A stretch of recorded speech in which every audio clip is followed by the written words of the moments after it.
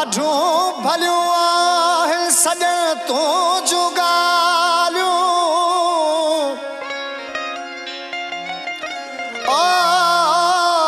उमेद आहे तो में त कंदे वफ़ाऊं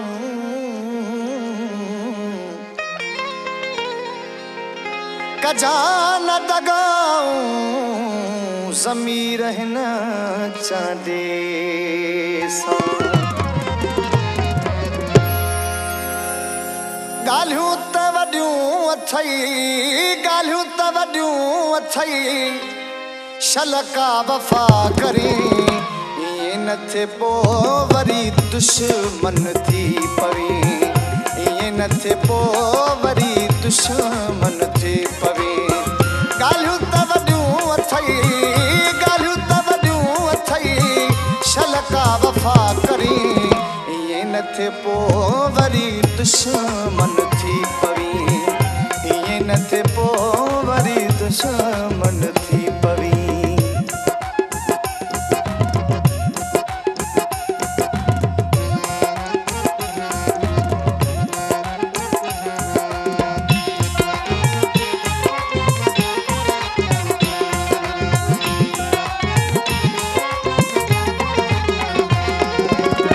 घणाई अॻे मूं धक खाधा आहिनि केतिरा सुहिणा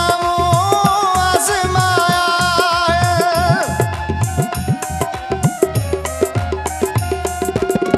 घणाई अॻे मूं धक खाधा आहिनि केतिरा सुहिणा आज़माया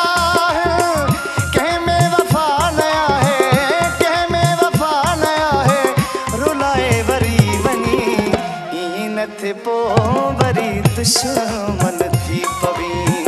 ईअं न थिए पोइ वरी दुश्मन थी पवी गालियूं त वॾियूं अथई गालियूं त वॾियूं अथई शल का वफ़ा करी ईअं न थिए पोइ वरी दुश्मन थी पवी ईअं न थिए पोइ वरी दुश्मन थी पवी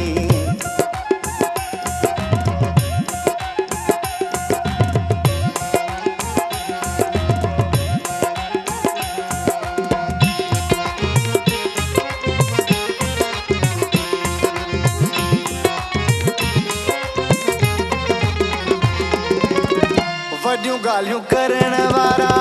निभाईंदा घटि आहिनि पहिरियां चाहो ॾेई पोइ करे वेंदा कट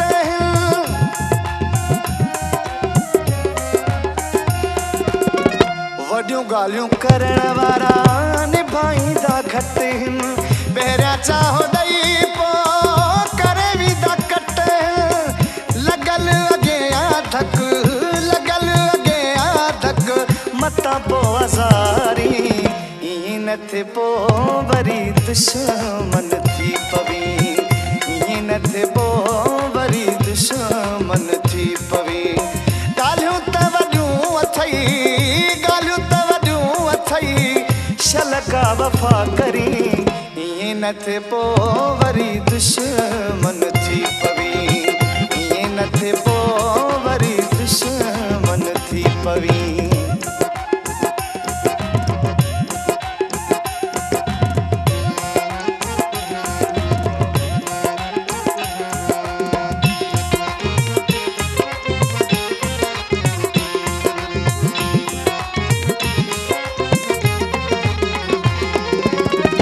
अनवर चांद कई तो कलया है मेड़ाईअ जो हाणे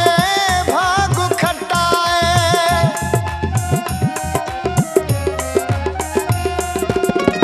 अनवर चांद कई तो कलया है मेड़ाईअ जो हाणे भाग खटाए